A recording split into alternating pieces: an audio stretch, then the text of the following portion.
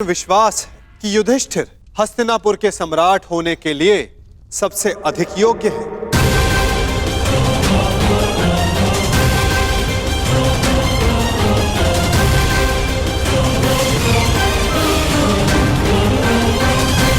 क्षमा चाहता हूं वासुदेव, क्षमा चाहता हूं, परंतु आपके ये दिव्य वचन, आपके ये महान दार्शनिक प्रवचन महामहिम को समझा सकते हैं, महाराज का मन भी परिवर्तित कर सकते हैं, परंतु प्रजा और समाज वासुदेव, उनके सामने युधिष्ठिर के इस पाप को पुण्य कैसे सिद्ध करेंगे? यदि युधिष्ठिर को सम्राट बना दिया गया तो कल को यही उदाहरण देगा, एक ही स्त्री के साथ कई पुरुष विवाह करेंगे वासुदेव। अनाचार, घोर घोर अत्याचार नहीं होगा वासुदेव। हाँ मामा श्री, आपने उचित कहा है। हम ऐसे व्यक्ति को ना युवराज स्वीकार कर सकते हैं और ना ही सम्राट। युवराज पद चाहिए तो युद्ध करके ही लेना होगा, अन्यथा नहीं। अद्भुत, आप तो शीघ्र ही अंतिम निर्णय पर पहुंच गए युवराज दुर्योधन।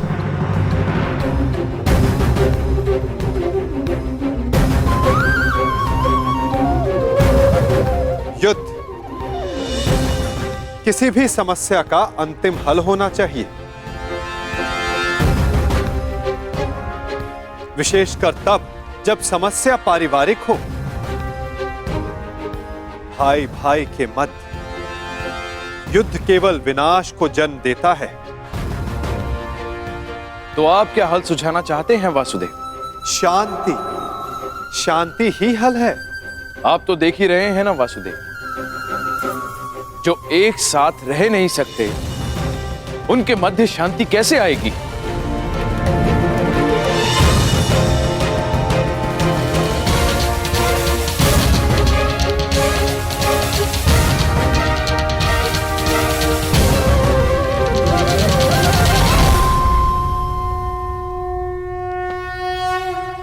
विभाजन से, विभाजन से, विभाजन से, विभाजन से।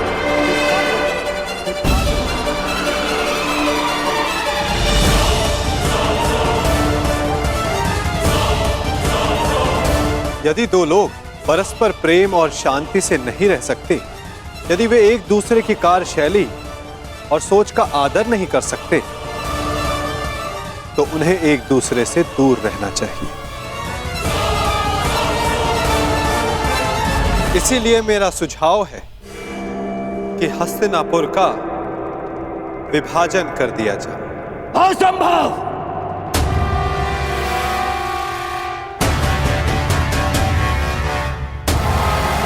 कोई विभाजन नहीं होगा। हस्तिनापुर के सम्राट मेरे पिता हैं, उनके पश्चात सब कुछ मेरा है, और जो मेरा है वो मैं कदापि बंटने नहीं दूंगा। हस्तिनापुर के लिए तुम्हारा ममत्व प्रशंसनीय है कुमार,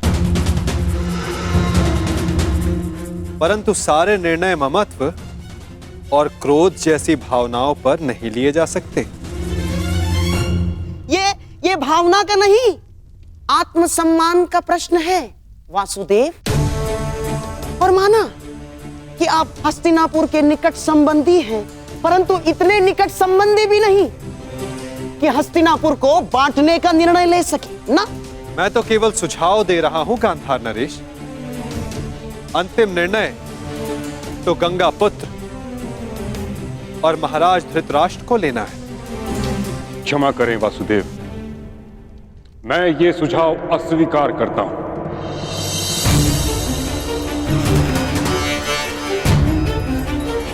मैंने इच्छा मृत्यु का संकल्प इसलिए नहीं लिया था कि हस्तिनापुर को बढ़ते देखूं। महाराज धृतराष्ट्र और महाराज पांडु के सभी पुत्र कुरुकुल की संतान है। कुरुकुल हस्तिनापुर यदि वृक्ष है तो ये उसकी शाखाएं हैं। हस्तिनापुर का अंग भंग होते हुए मैं नहीं देख सकता।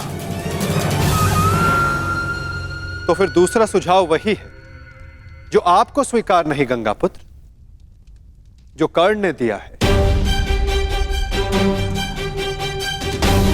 कि अर्जुन युधिष्ठिर की ओर से युद्ध करे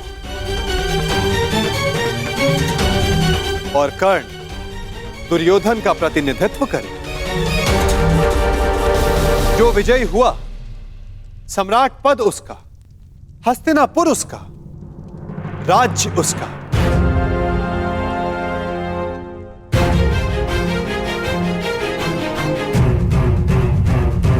परंतु वृक्ष की एक शाखा तो फिर भी कटेगी ही। परंतु मैं ताचरी ने ठीक कहा, हस्तिनापुर का विभाजन स्वीकारा नहीं जा सकता।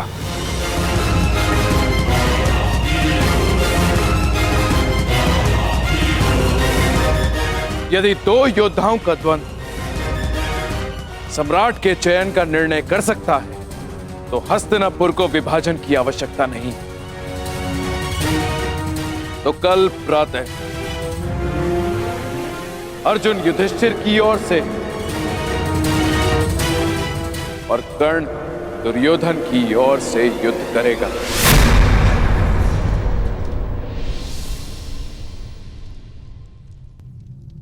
और निर्णय होगा कौन हस्तिनापुर का सम्राट बनेगा।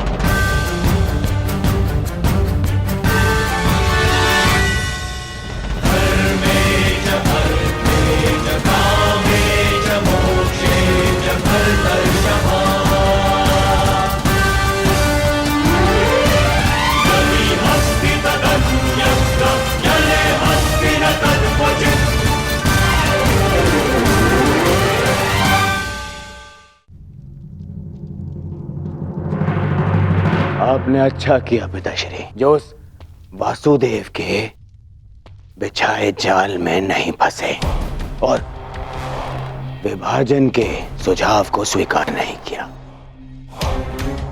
अब कल प्रातः कर्ण के बाण उस अर्जुन के बख्श बख्श कोई नहीं, उन पांडवों के स्वप्न को भी छन्नी छन्नी कर देंगे।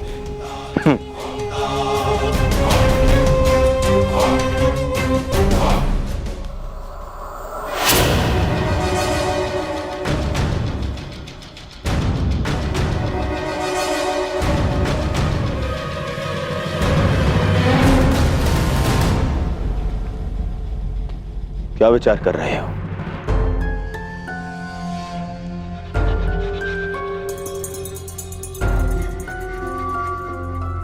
मित्र, मैं विचार कर रहा हूं कि वासुदेव का सुझाव उचित है। देखो मित्र, यदि विभाजन होने के पश्चात सदा के लिए पांडवों से मुक्ति मिलती है तो विभाजन में कोई बुराई नहीं।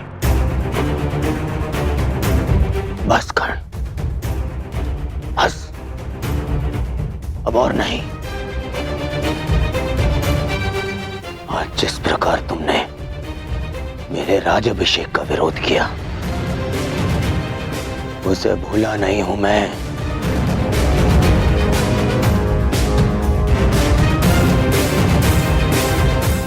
मित्र, मैंने वही किया जो सत्य की मांग थी।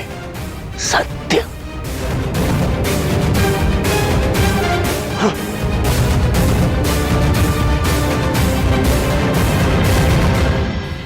मैं तुम्हें सम्राट बनते देखना चाहता हूं मित्र, परंतु अनीति से नहीं। महाराज, आप ही बताइए, क्या विभाजन अनुचित है? कर्ण यथार्थ कह रहा है पुत्र। पांडवों को आधा राज्य देकर तुम्हारे सम्राट बनने का मार्ग कंटक विहीन हो जाएगा। अद्भुत महाराज, अद्भुत। उस छलिए वासुदेव के कुचक्र के चक्र में आप भी फंस गए। मैंने कहा था ना, मेरे होने वाले सम्राट महाराज के साथ साथ महायोद्धा कर्ण भी राजनीति के खेल में कच्चे खिलाड़ी हैं। आपका तात्पर्य क्या है गांधार राज? मेरा नहीं अंगराज, कृष्ण का तात्पर्य समझो। वो दुर्योधन के मार्ग से कांटे हटा नहीं रहा ना, बल्कि कांटे बिछा रहा है। कृष्ण यदि विभाजन का प्रस्ताव लेकर आया है तो इसके पीछे अवश्य कोई गहरा भेद, कोई बड़ी योजना होगी उसके मन में। विभाजन की मांग तो आपने कर दी वासुदेव, परंतु क्या यह श्रेयस्कर होगा? हाँ पार्थ, मनुष्य के लिए यह श्रेयस्कर है कि वो अपने जीवन से नकारात्मक भावों और वस्तुओं को दूर कर दे। चूंकि नकारात्मक चाहे मित्र हो या भाई, वो जीवन के लिए शुभ नहीं होते।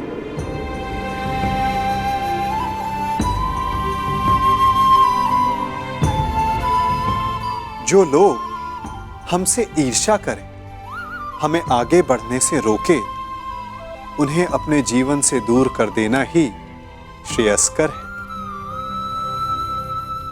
चूंकि उनके साथ रहने से हमें वो नहीं मिलता जो हमारे जीवन के लिए सबसे महत्वपूर्ण है, अपितु कुछ मिलता है तो केवल तनाव। योद्धा और धनुष दोनों के लिए तनाव श्रेष्ठ है ना वासुदेव? तनाव रहित योद्धा विजय प्राप्त नहीं कर सकता, और तनाव रहित प्रत्यंचा बाण संधान नहीं कर सकती।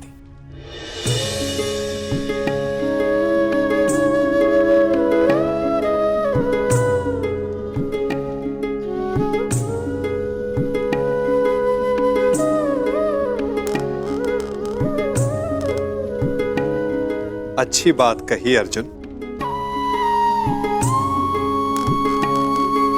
परंतु यदि तनाव सीमा से अधिक बढ़ जाए तो योद्धा टूट सकता है और प्रत्यंचा भी।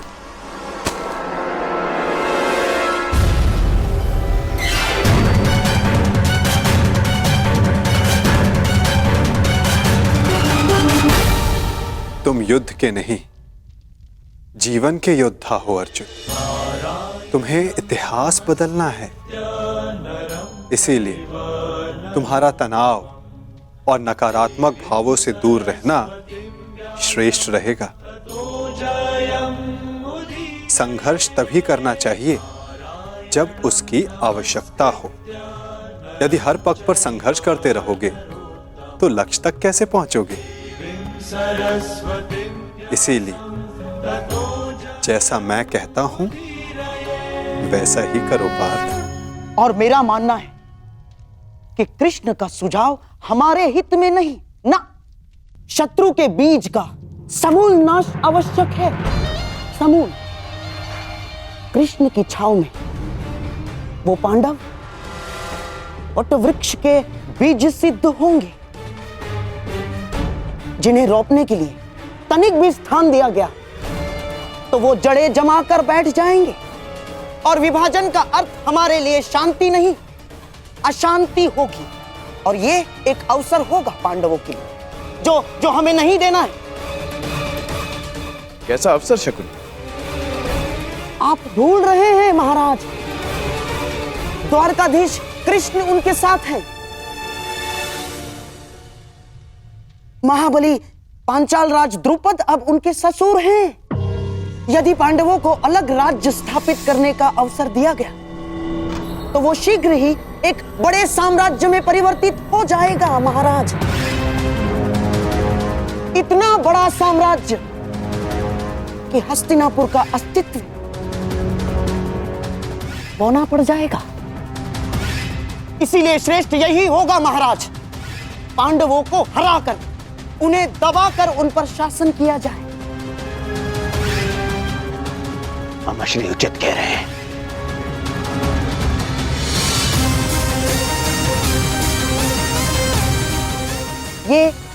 ये संभव है महाराज। यदि अंगराज कर्ण अर्जुन के बाणों से डर ना गए हों,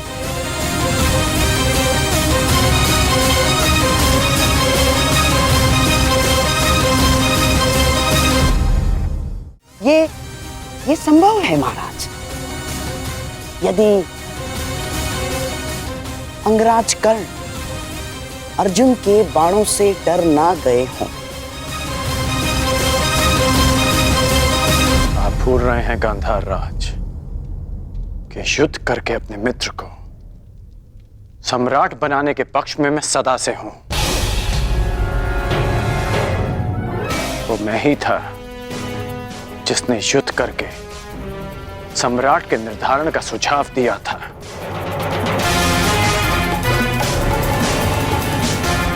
और वो मैं ही हूं जो अर्जुन से युद्ध की वर्षों से प्रतीक्षा कर रहा है।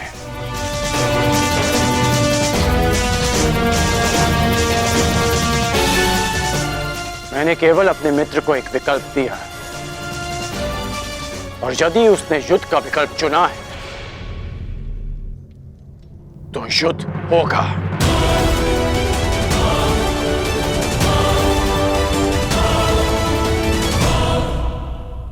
कल सिद्ध हो जाएगा कि युद्ध में विजयी होने के लिए आपका क्षत्रिय होना आवश्यक नहीं होता।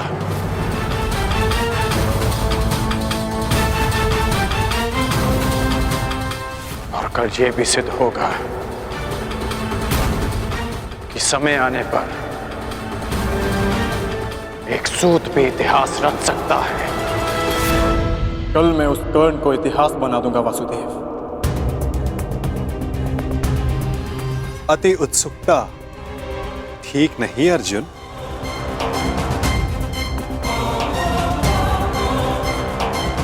मत भूलो कि तुम्हें चुनौती किसने दी है।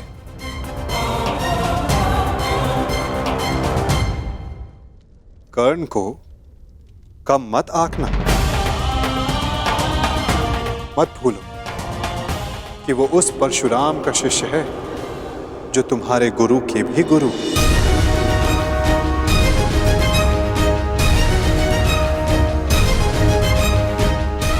आप किसके पक्ष में हैं वासुदेव?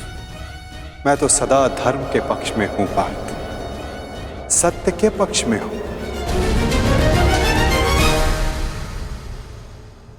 फिर चाहे सत्य छिपा हुआ क्यों ना हो।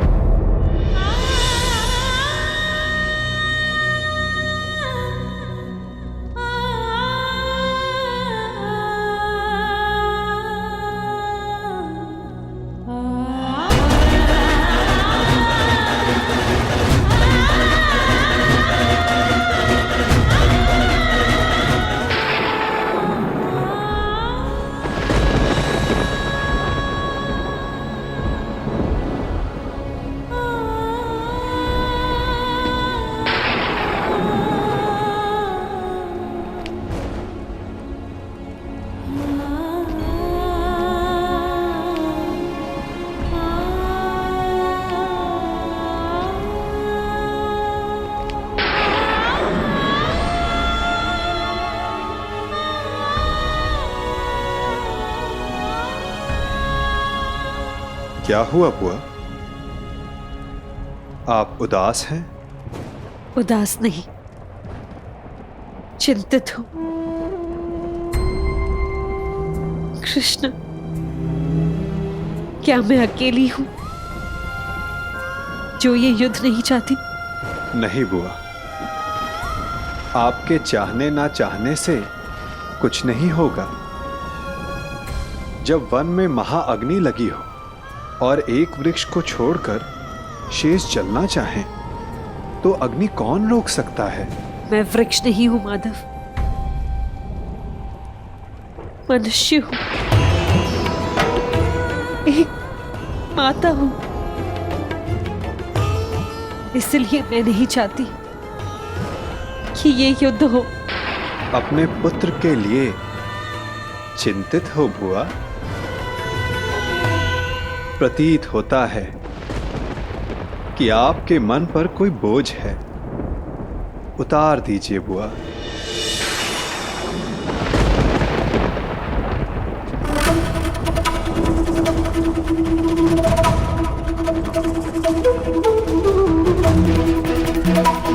मैं अपने दोनों पुत्रों के लिए चिंतित हूं।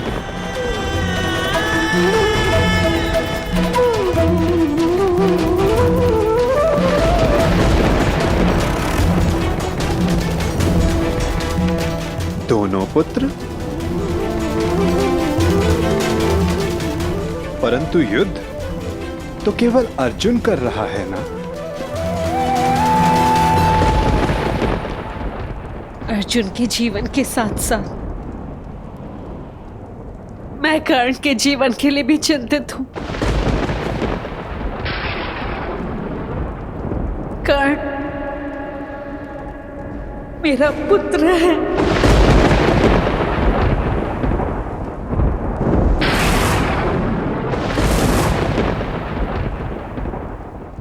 मेरा सबसे बड़ा पुत्र।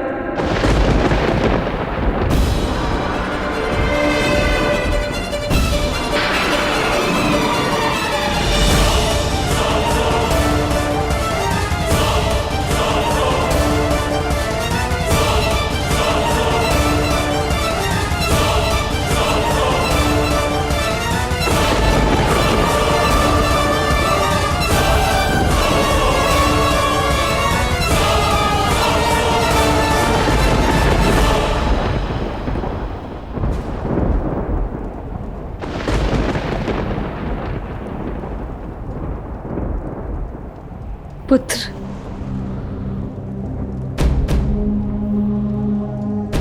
मैं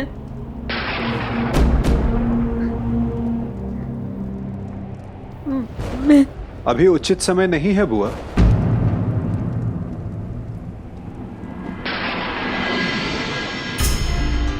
किस बात का उचित समय नहीं है वासुदेव? भावुक होने का, अपने मन और कर्म से नियंत्रण खोने का। चूंकि भाव हो या कर्म या वचन उचित स्थान और उचित समय पर ही शोभा देते हैं। कदाचित इसीलिए प्रकृति ने मस्तिष्क का स्थान हृदय से ऊंचा रखा है, चूंकि समय पड़ने पर मस्तिष्क हृदय के प्रभाव पर नियंत्रण कर सके। कदाचित कल के द्वंद्व के लिए तुम यहां कुंती बुआ का आशीष लेने आए हो ना कर्ण? नहीं, मैं बस प्रणाम करने आया हूं।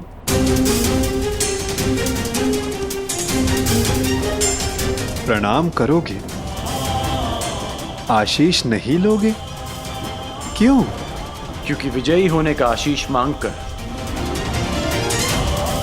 मैं माता कुंती को धर्म संकट में नहीं डाल सकता। उस आशीर्वाद पर केवल उनके पुत्र अर्जुन का अधिकार है। तुम भी तो इन्हें माता कहकर पुकारते हो ना मित्र, तो इस नाते तुम भी इनके पुत्र हुए।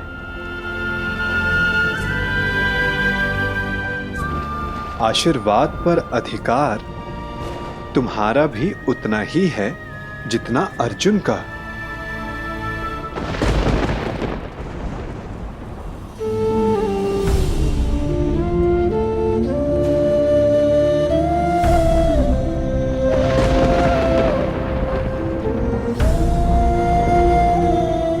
मैं यहां केवल कर्तव्य पालन के लिए आया हूं, अधिकार पाने नहीं।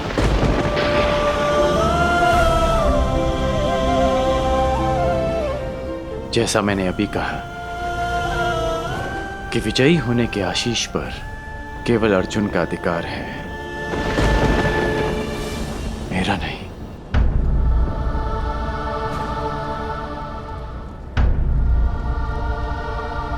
एक माता के लिए उसके पुत्र के विजय होने से अधिक उसका जीवित होना महत्वपूर्ण है।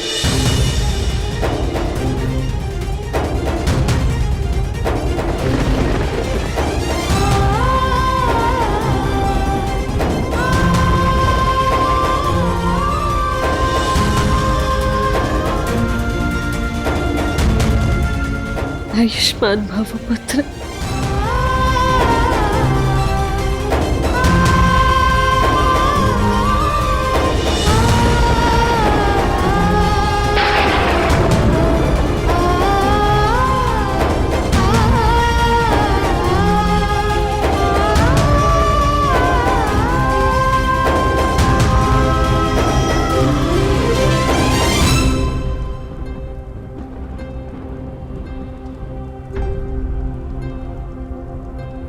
सत्य सम्मुख आएगा बुआ, परंतु उचित समय उचित स्थान पर।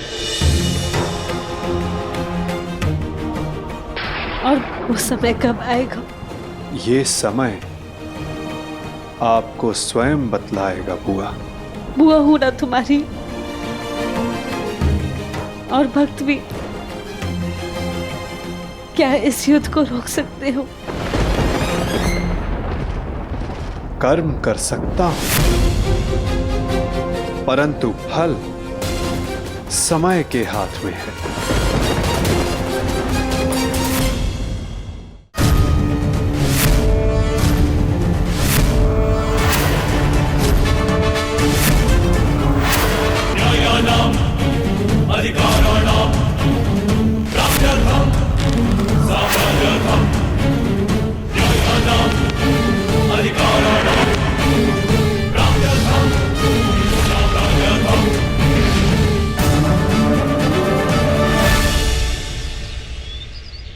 जिस परिवार को सुदृढ़ रखने के लिए मैंने मृत्यु को अपने से दूर रखा, उसका विभाजन मैं किस प्रकार देख सकता हूं? ऐसा कौन सा परिवार है जिसमें विवाद नहीं होता, परंतु विभाजन? क्या यही एक समाधान है? मुझे अपने कानों पर विश्वास नहीं हुआ था विदुर। वासुदेव जैसा विद्वान और बुद्धिमान विभाजन का सुझाव देता है। यदि मेरे वचनों से आपको पीड़ा पहुंची है तो मैं क्षमा प्रार्थी हूं गंगापुत्र, परंतु परिस्थितियां कभी कभी ऐसी हो जाती हैं कि परिवार को बांटना आवश्यक हो जाता है, विशेषकर तब जब परिवार के कुछ सदस्य शेष का विनाश चाहने लगे। मैं कह चुका हूं, मेरे जीवित रहते ऐसा कभी नहीं होगा। मुझे विश्वास है कि मैं अपने पुत्रों को एक रखने में सक्षम हूं। क्षमा चाहूंगा गंगापुत्र, परंतु ऐसा हो चुका है, वो भी आपके जीवित होते हुए। और रही बात आपके विश्वास की, तो वो लाक्षागृह की अग्नि में भस्म हो चुका है। क्या कह रहे हैं आप?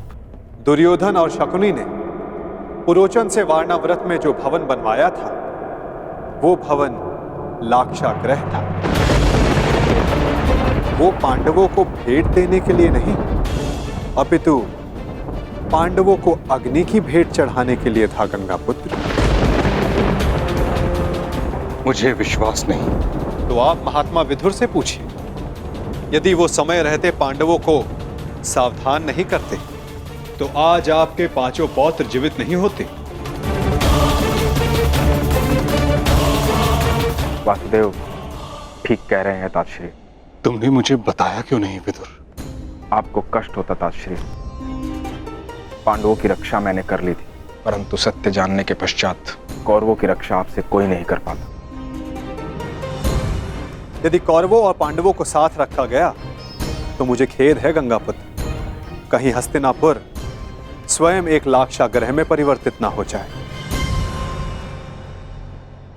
स्पष्ट कहिए वासुदेव। तो सुनिए, द्रोण शिष्य और परशुराम शिष्य दोनों पराजय स्वीकार नहीं करेंगे। ना ही दोनों में युद्ध कौशल की कमी है, ना ही अस्त्रों का अभाव। तो निश्चित रूप से युद्ध भयंकर होगा। एक को विजय मिलेगी, एक को वीरगति। इस प्रश्न का उत्तर अवश्य मिल जाएगा कि हस्तिनापुर का अगला सम्राट कौन होगा। परंतु पांडवों और कौरवों के मध्य बैर समाप्त नहीं होगा गंगापुत्र। उनके ईर्ष्या और प्रतिशोध की अग्नि समाप्त नहीं होगी। कई लाक्षागृह सजेंगे और निश्चित रूप से हस्तिनापुर के प्रारब्ध में केवल युद्ध रह जाएगा, केवल रक्त रह जाएगा, केवल प्रतिशोध रह जाएगा गंगापुत्र।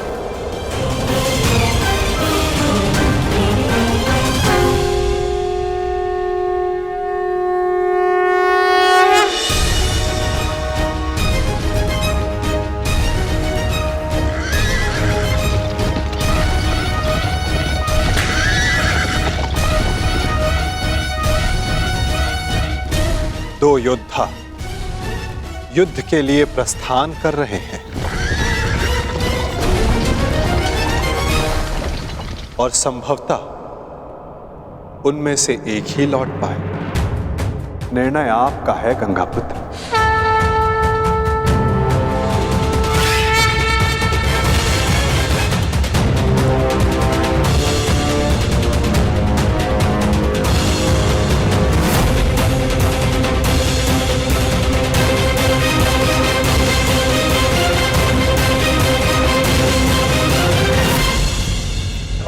हमारा द्वंद्व आज पूर्ण होगा। आज सूर्यास्त भी तुम्हारी रक्षा नहीं कर पाएगा।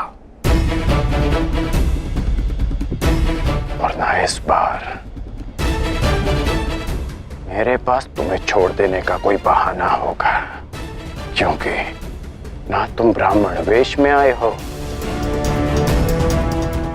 ना किसी का स्वयंवर जीत कर लौटे हो। अर्जुन, इस बार मैं अपना धनुष नीचे नहीं करूंगा और मैं तुम्हें प्रहार करने का अवसर नहीं दूंगा।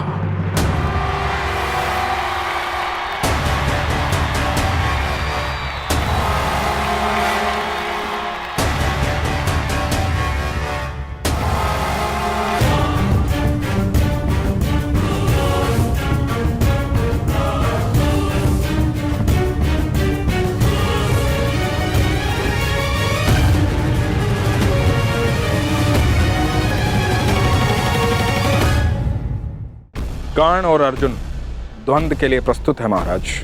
द्वंद्व प्रारंभ किया जाए ताज।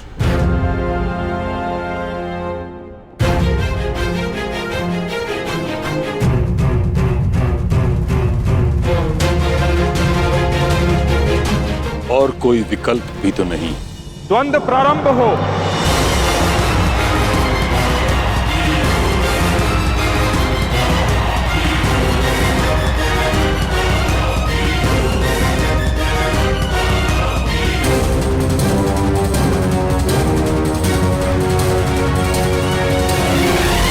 ये द्वंद्व नहीं, तुम्हारा सौभाग्य प्रारंभ हो रहा है मेरे होने वाले सम्राट।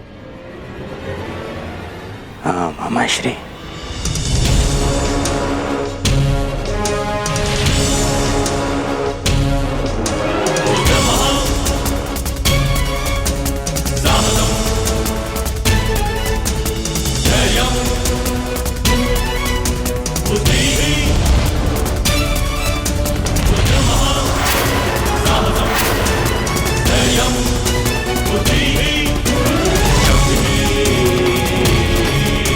Para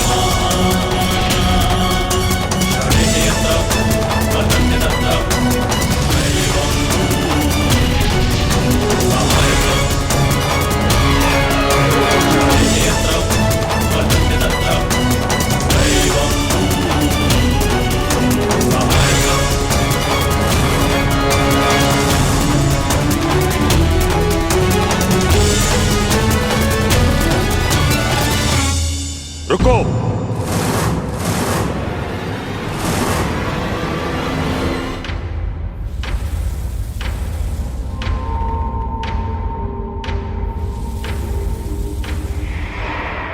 क्या हुआ ताजराव? महाराज, हस्तिनापुर की सुरक्षा मेरी प्रतिज्ञा है, मेरा धर्म है, मेरे जीवन का उद्देश्य है। मुझे लगा था कि इस द्वंद्व से हस्तिनापुर का रक्त बहने से बच जाएगा,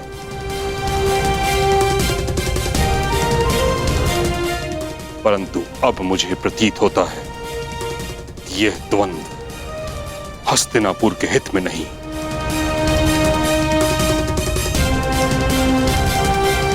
इस कारणवश मैं इस द्वंद्व को समाप्त करने की घोषणा करता हूं।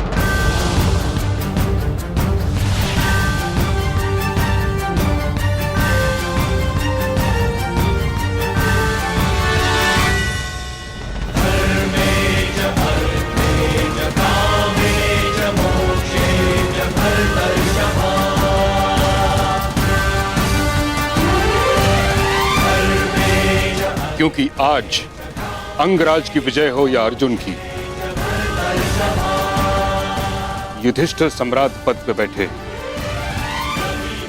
या दुर्योधन, इन भाइयों के मध्य का बैर और इनकी होड़ समाप्त नहीं होगी। परंतु पितामह, इसके अतिरिक्त और क्या हल है?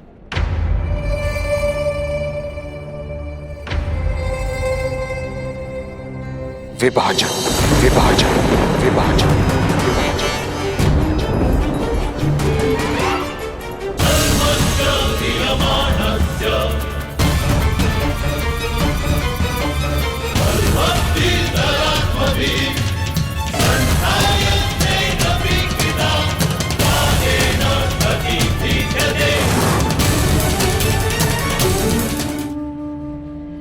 असंभव महाराज, असंभव। मुझे तो स्वयं के कानों पर विश्वास नहीं हो रहा है। जिन महाबली भीष्म ने हस्तिनापुर के सुरक्षा के लिए प्रतिज्ञा की थी, वही आज विभाजन की बातें करने लगे हैं।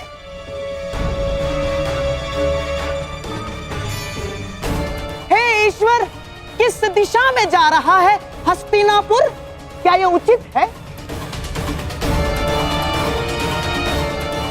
मुझे तो ऐसा प्रतीत होता है कि गंगा मैया उल्टी दिशा में बहने लगी है, और कभी कभी ऐसा भी प्रतीत होता है कि कहीं सूर्य देव पश्चिम दिशा से तो नहीं उदय होने लगे। गांधार नरेश,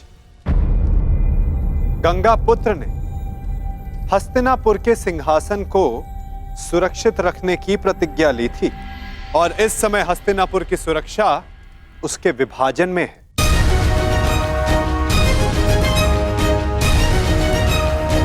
और आप तो कुरुपुत्रों के मामाश्री हैं। आपसे अधिक ये कौन समझ सकता है कि साथ रहने में किसकी कितनी हानि है? और ये भी समझ सकते हैं कि यदि एक बार अग्नि प्रज्वलित हो उठी तो उसे शांत करना कितना कठिन है, विशेषकर विद्वेष की अग्नि। वासुदेव, मैं तो शांत। शकुनी, शांत। विदुर, तुम्हारी नीति क्या कहती है इस विषय में?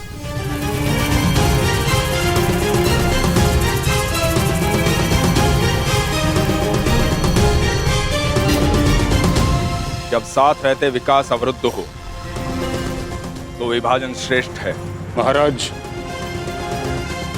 विदुर ठीक कह रहे हैं। हमारे हाथ केवल विभाजन का संकल्प है, इसलिए राज्य उचित ढंग से और सामान्य भाग में विभाजित होना चाहिए।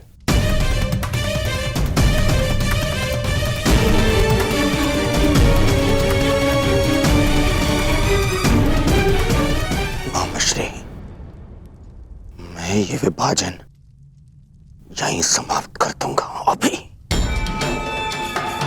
अपने गदा के एक ही प्रहार से इन पांडवों का सिर और सब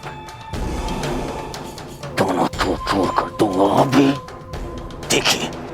शांत हो जाओ मेरे होने वाले सम्राट, शांत हो जाओ। देखो, जो काम सुई से हो सकता है उसके लिए तलवार नहीं उठाई जाती। पांडवों को ऐसा विकल्प दूंगा विभाजन का कि वो उसे अस्वीकार कर देंगे, समझ गए? उसके बाद सारा खेल हमारे मुट्ठी में। परंतु नहीं, ये समय कृष्ण के और मेरे मध्य बुद्धि युद्ध का है, इसीलिए मुझे ही आगे रहने दो। ठीक है मामाश्री। हाँ, तो ठीक है। यदि दोनों पक्ष विभाजन के लिए प्रस्तुत हैं, तो यही सही।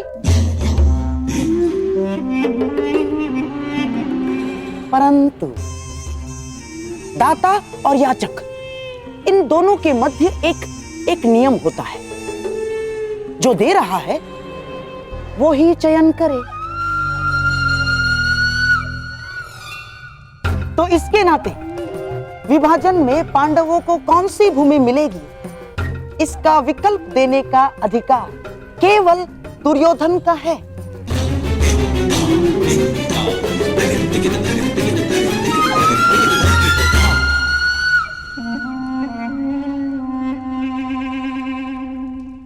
तो कहिए गांधार राज, क्या सुझाव है आपके पास? यदि पांडव विभाजन चाहते हैं तो हम उन्हें खांडव प्रस्थ देते हैं।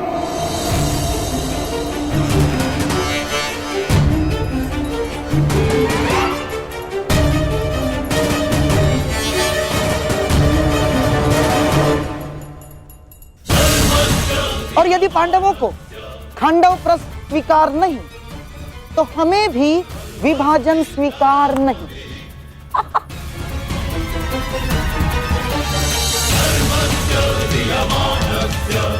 हाँ, तो पांडव यहीं रहे अपने भाइयों के साथ प्रसन्नता से।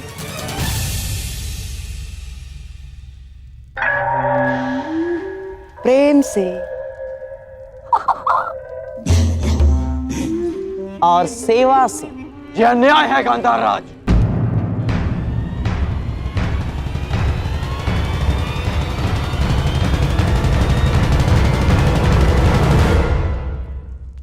मित्र, तुम देख लो कैसी अनुचित बात कर रही है। खांडव प्रस्थ, उस भूमि पर कांटे तक नहीं उगते, बंजर भूमि है वो, अंग से भी अधिक बंजर, जैसे आप शापित हो। महाराज, यदि विभाजन नीति अनुसार करना है, पांडवों को वो भूमि देना नीति का अपमान है।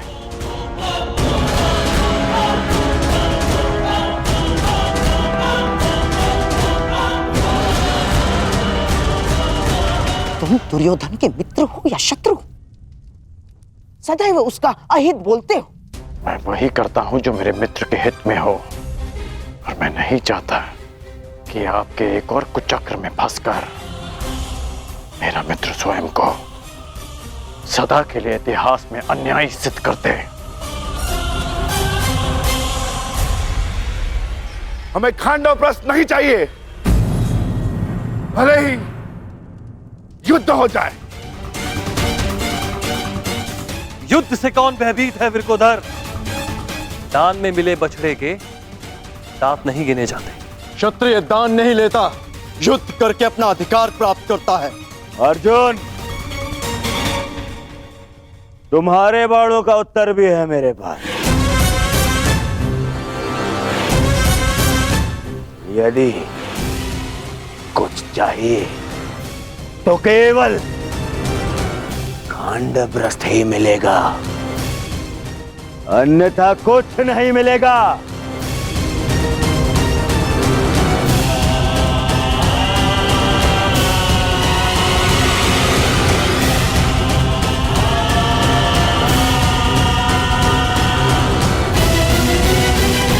ये क्या कर रहे हैं मित्र?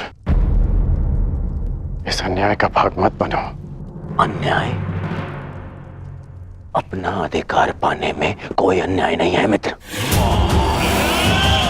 राजा राजा मेरे पिता हैं, इसीलिए हस्तिनापुर पर केवल मेरा और मेरा अधिकार है। इस राजसभा में अब या तो उन्हें वो मिलेगा जो मैं चाहता हूं, अन्यथा वो जिसकी तुम्हें आकांक्षा है, और वो युद्ध है, युद्ध। इसलिए मामा श्री जो कर रहे हैं उन्हें करने दो।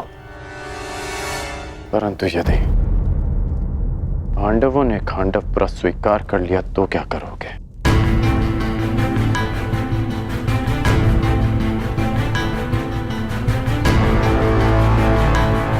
नहीं करेंगे, देखते जाओ।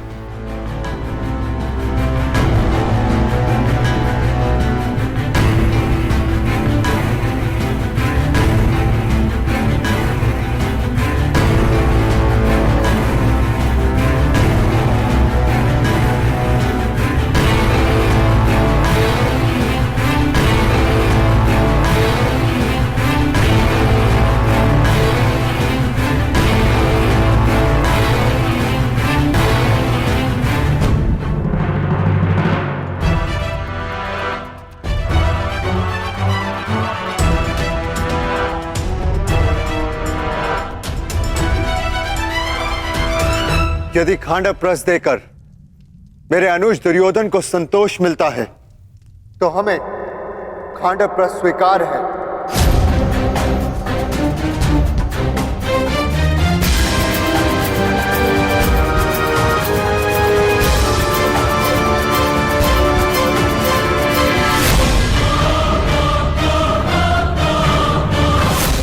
हम 5 भाई जहां भी एक साथ हो, वो स्थान भले ही बंजर हो, लेकिन हमारे लिए स्वर्ग से कम नहीं।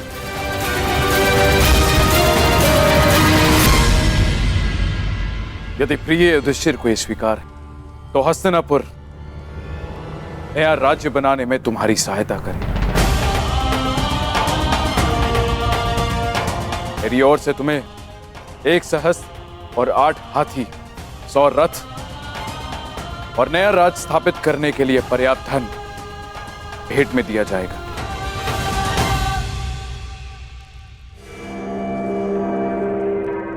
परंतु पुत्र,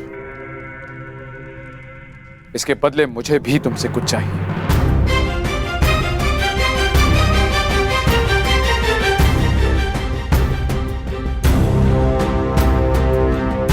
मैंने कौरवों और तुम में कभी भी पक्षपात नहीं किया, सदैव तुम्हें अपने पुत्र से बढ़कर माना है।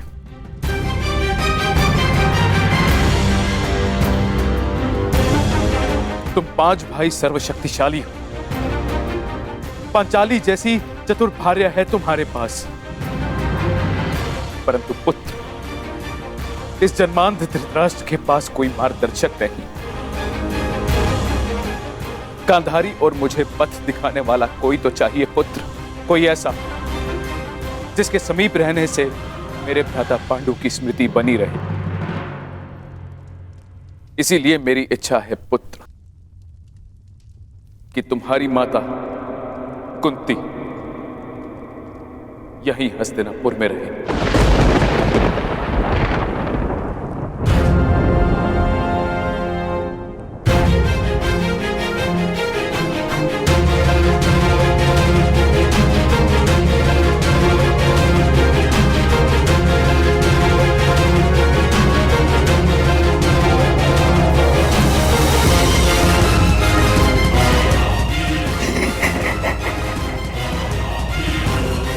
बहुत अच्छे महाराज, बहुत अच्छे। एक बार ही सही, परंतु आपने अपने मस्तिष्क का प्रयोग तो किया। नहीं, यह हमें स्वीकार नहीं।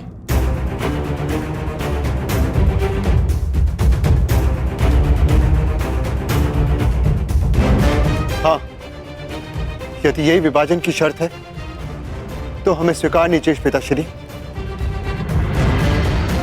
महाराज, आप ऐसी शर्त क्यों रख रहे हैं? क्यों एक माता को अपने पुत्रों से दूर कर रहे हैं आप। मैं कुंती को पांडवों से दूर नहीं कर रहा हूं अंगराज। मैं पांडवों को सदा अपने समीप रखने की कोशिश कर रहा हूं।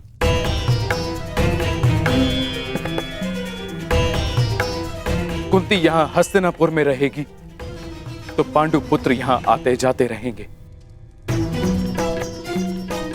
उनका संबंध कभी हस्तिनापुर से समाप्त नहीं होगा।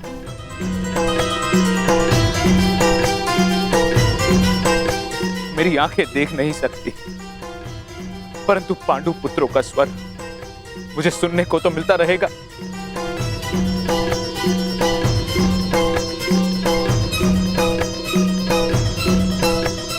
अद्भुत अद्भुत चतुरता दिखाई है महाराज धृतराष्ट्र ने। बुआ कुंती को अपने पास रखने का कारण पांडवों से प्रेम नहीं, परंतु कौरवों की ढाल बनाए रखना है, ताकि पांडव भूल कर भी हस्तिनापुर पर आक्रमण ना करें और वे सदैव उनके नियंत्रण में रहें। आपको क्या लगता है ताचरी, क्या मैंने कुछ अनुचित कहा?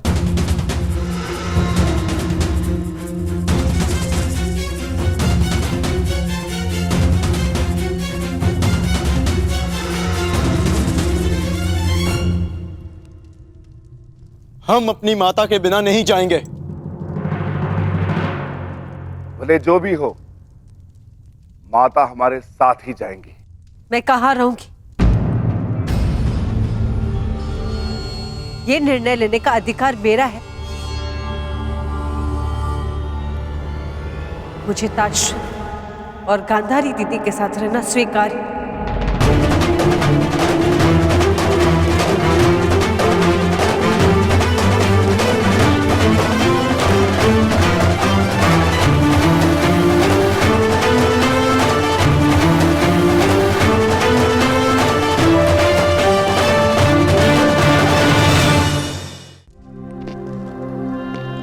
परंतु माता, यह असंभव है। हम आपके बिना नहीं जा सकते। ये मेरी आज्ञा है भीम।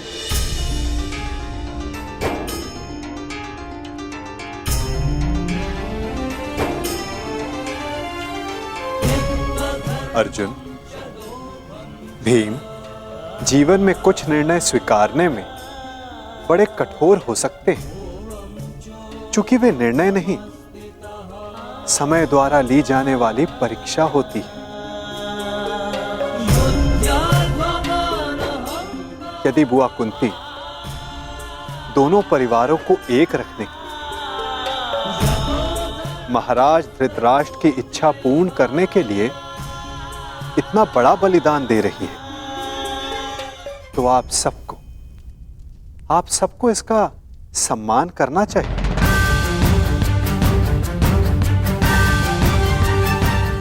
यदि आपका यही आदेश है तो हमें स्वीकार है।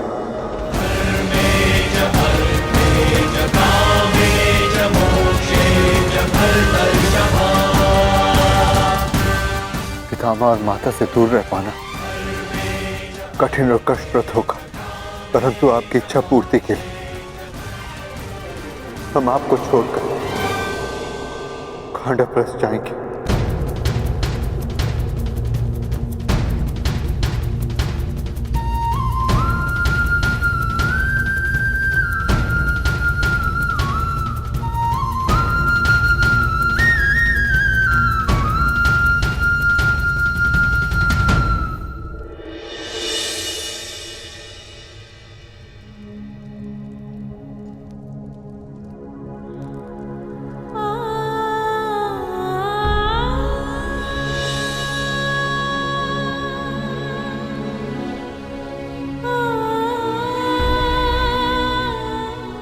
ये तुम्हारी परीक्षा की घड़ी है पुत्रों।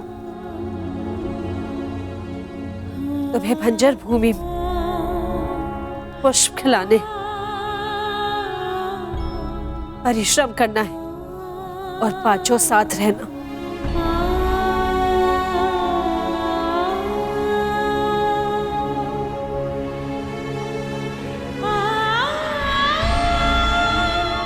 पुत्री पांचाली।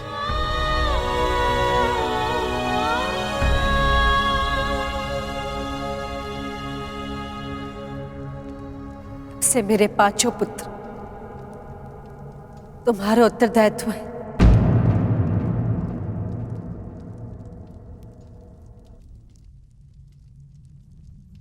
युधिष्ठिर तो सज्जन है, परंतु अर्जुन कभी अपने मन की बात स्पष्ट नहीं करता, इसलिए उसका मन समझने का प्रयास करना। और भीम तो नटखट है, उद्दंड है और इसके भोजन का विशेष ध्यान रखना। नकुल और सहदेव तो कहने के लिए माद्री के पुत्र हैं, लेकिन मैंने उन्हें भीम और अर्जुन से कभी कम प्रेम नहीं किया।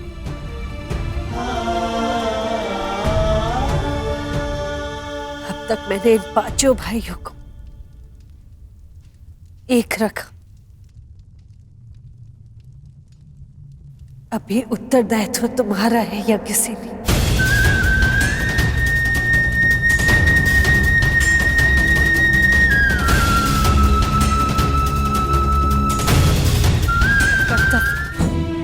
संतान के साथ रहने में नहीं, अभी तो उन्हें अपनी आंचल की छाव से मुक्त कर देना, ताकि वो अपना व्यक्तित्व स्वयं गढ़े।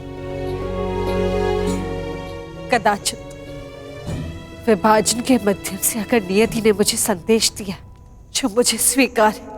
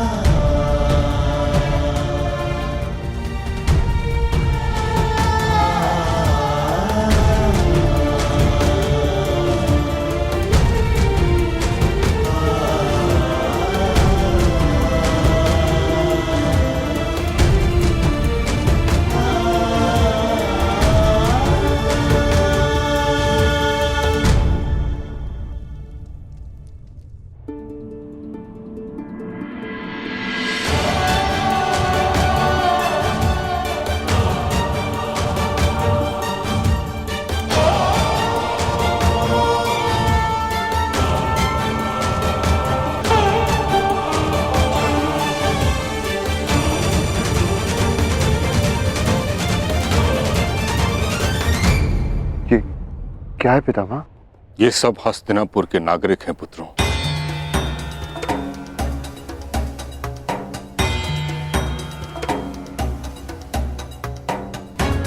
जो तुम्हारे साथ खांडव प्रस्थ में बसने की इच्छुक हैं।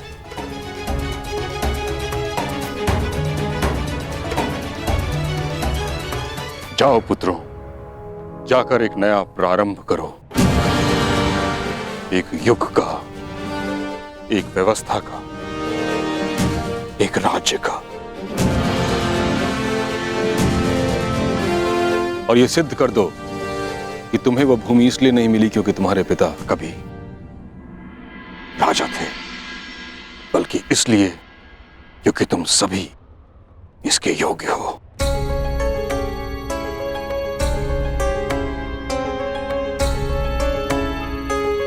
आयुष्मान भव। समय सी शक्ति है,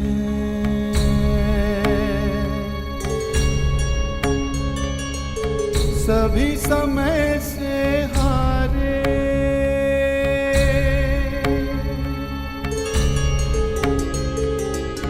समय सी शक्ति है, सभी समय से हारे,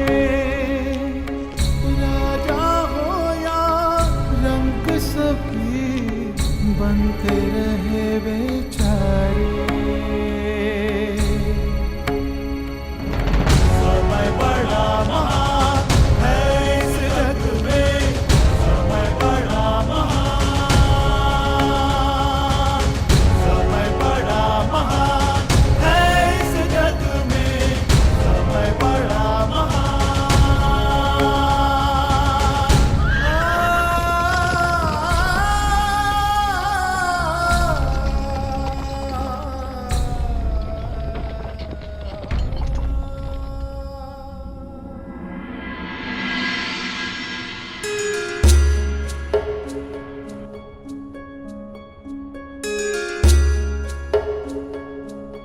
क्या अब भी अपने चैन से संतुष्ट हो कर्ण? हाँ वासुदेव, मैं अब भी अपने चैन पर अडिग हूं, क्योंकि इस समय मेरे मित्र को मेरी सबसे अधिक आवश्यकता है।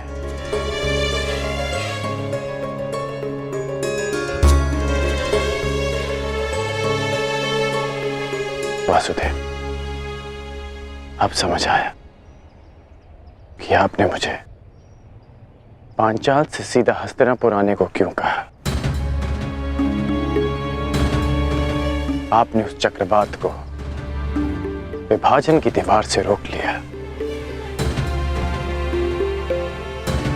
कहाँ कर्ण? उस चक्रवात का तो यहां से अब प्रारंभ हुआ है।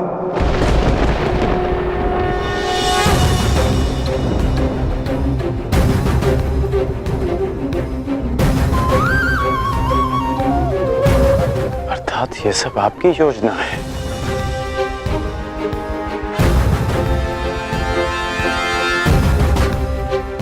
पहले आप पांचाली के स्वयंवर में गए, फिर हस्तिनापुर आए,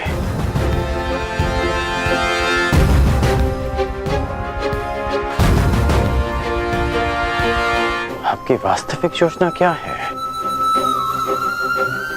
क्या छिपा है इस मधुर मुस्कान के पीछे? क्या चाहते हैं आप वासुदेव? मैं तो केवल तुम्हें अपने पक्ष में चाहता हूं कर्ण। मैं तो आप ही के पक्ष में हूं वासुदेव,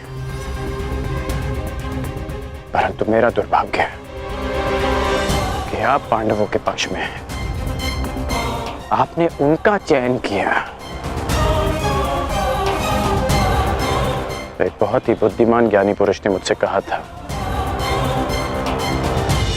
कि मनुष्य अपने प्रत्येक चयन का परिणाम स्वयं भुगतता है।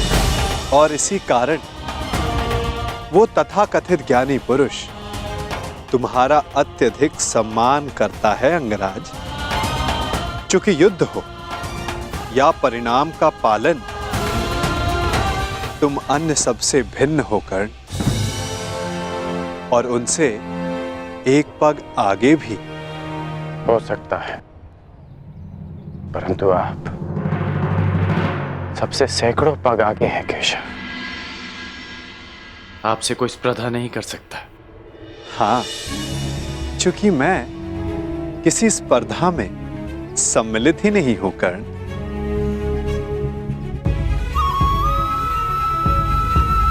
अब मुझे जाना होगा, परंतु न जाने क्यों मुझे यह आभास हो रहा है कि हमारी भेंट शीघ्र होने वाली है।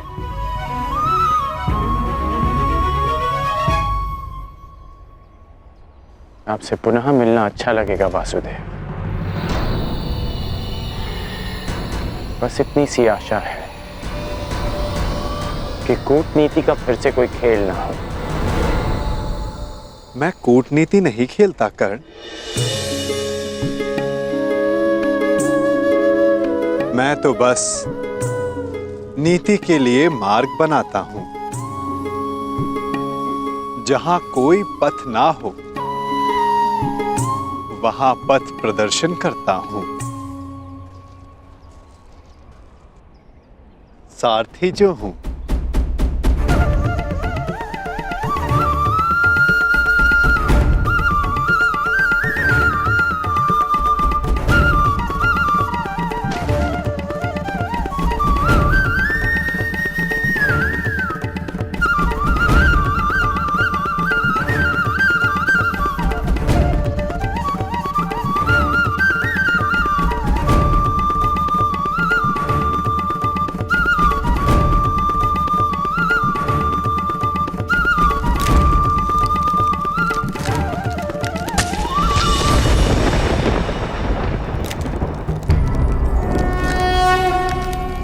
यदा यदा हि धर्मस्य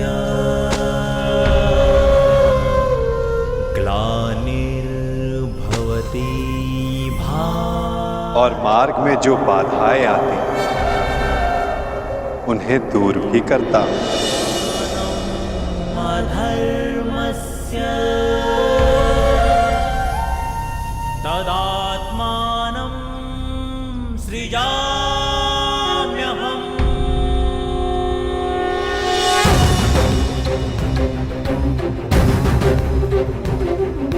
परित्राणाय साधूनां विनाशाय च दुष्कृतां।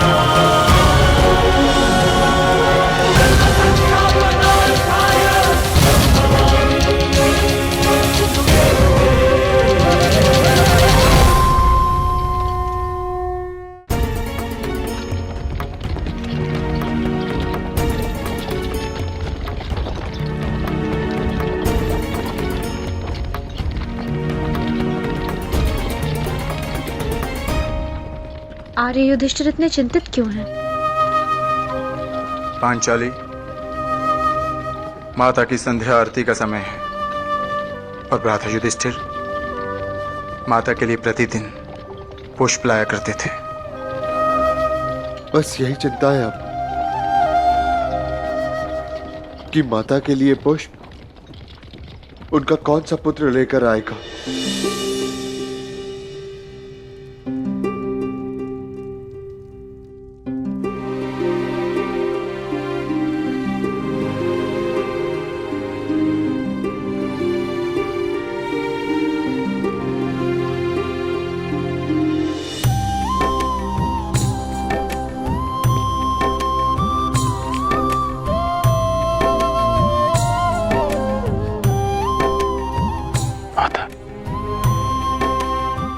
पुत्रों के हस्तिनापुर से जाने का खेद है मुझे। मैं एक माता की आंचल की रिक्तता नहीं भर सकता, परंतु उसके संध्या आरती की एक छोटी सी आवश्यकता अवश्य पूर्ण कर सकता।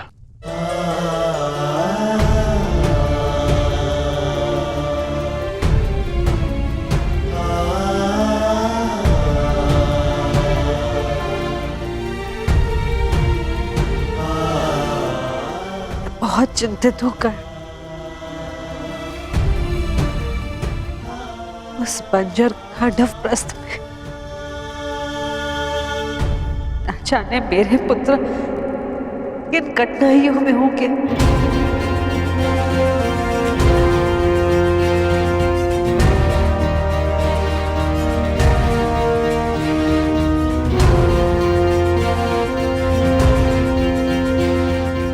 तो इस बात की मुझे कोई चिंता नहीं, क्योंकि मैं जानता हूं कि सहायता उनसे अधिक दूर नहीं।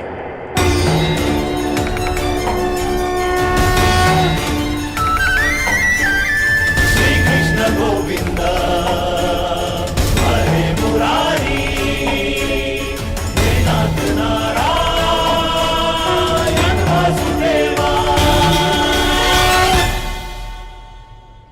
मेरा विश्वास कीजिए, सम्राट का पदभार उठाने में सक्षम हूं मैं।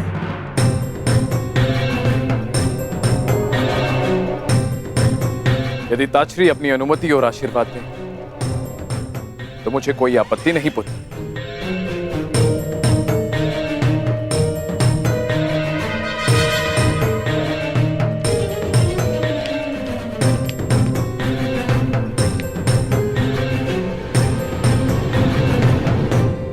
मेरा आशीर्वाद तुम्हारे साथ है दुर्योधन।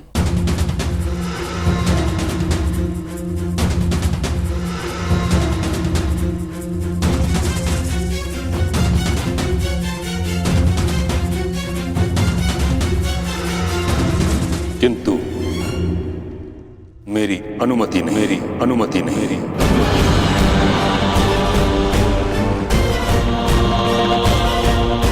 हस्तिनापुर का संरक्षक होने के नाते सिंहासन के उत्तराधिकारी पर मेरा पूर्ण विश्वास अनिवार्य है, और तुमने अब तक ऐसा कुछ किया नहीं है दुर्योधन, जिस कारण तुम इस पद के योग्य माने जाओ। तो आज्ञा दीजिए महामहिम। मैं अपने मित्र दुर्योधन के लिए दिग्विजय करना चाहता हूं। कदाचित तुमने ठीक से सुना नहीं कारण मैंने क्या कहा। मैंने कहा दुर्योधन को स्वयं अपनी योग्यता सिद्ध करनी होगी।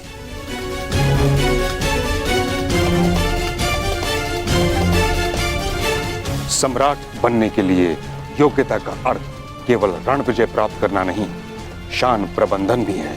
युद्ध नीति नहीं, मैत्र नीति भी है। सम्राट बनने की शीघ्रता तुम्हें केवल दिग्भ्रमित करेगी दुर्योधन। ज्वालंत मनोकामनाओं की अग्नि का धूम्र तुम्हें मार्ग से भटका देगा। परंतु मैंने ऐसा कौन सा अनुचित मार्ग चुना है पितामह? हस्तिनापुर की मर्यादा के कारण जिस विषय पर मैं मौन हूं, उसे तुम निर्लज्जता के साथ छिपा रहे हो दुर्योधन। मत भूलो, इस समय तुम गंगा पुत्र भीष्म के समक्ष खड़े हो। यदि आज हस्तिनापुर का विभाजन हुआ तो उसका कारण केवल तुम्हारी वह मूर्खता थी जो तुमने अपने मामा की संकेत पर की।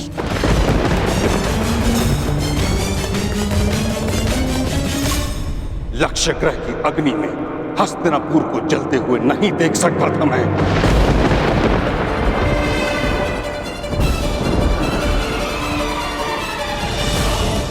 इस कारण विभाजन स्वीकार किया मैंने।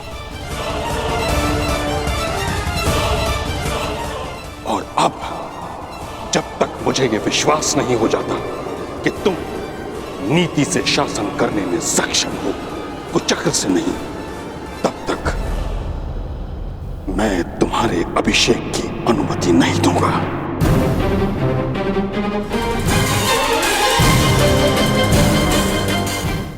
जब तक मुझे यह विश्वास नहीं हो जाता कि तुम नीति से शासन करने में सक्षम हो, कुचक्र से नहीं, तब तक मैं तुम्हारे अभिषेक की अनुमति नहीं दूंगा।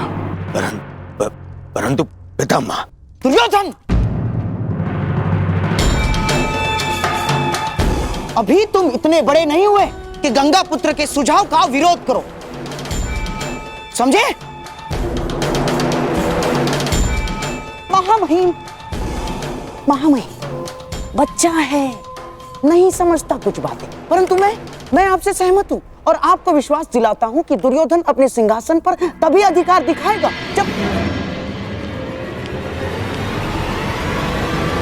जब वो आपकी परीक्षा की कसौटी पर खरा उतरेगा। महामहिम,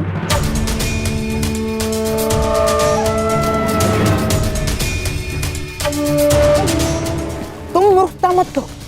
महामहिम की आंखों में लाक्षागृह की धधकती ज्वाला का प्रतिबिंब है। हमें कुछ और करना होगा मेरे होने वाले सम्राट। अब सम्राट युधिष्ठिर अपना राज्य संभालेंगे। आपका विनोद कभी कभी समझ में नहीं आता है। अभी तो मैं सही अर्थों में राजा भी नहीं बना और आपने मुझे सम्राट कहकर संबोधित कर दिया। सम्राट बनने में कौन सा भेद है धर्मराज? बस एक राजसूया यज्ञ करने की देरी भर है। शीघ्र ही आपके महल में सहस्त्रों राजा पधारेंगे। उपहास न उड़ाए वासुदेव। कैसा राजसूय यज्ञ, कैसा महल? इस समय तो यहाँ पर सर छुपाने के लिए वृक्ष की छाया भी नहीं है। जब राजा बन गए हो तो महल भी इतना शीघ्र बन जाएगा कि आभास तक नहीं होगा। बस महल की नींव बलशाली रखनी होगी और इसके लिए मुहूर्त विचारने का समय नहीं है धर्मराज। बस मेरे कथन पर विश्वास कीजिए और तैयार हो जाएं।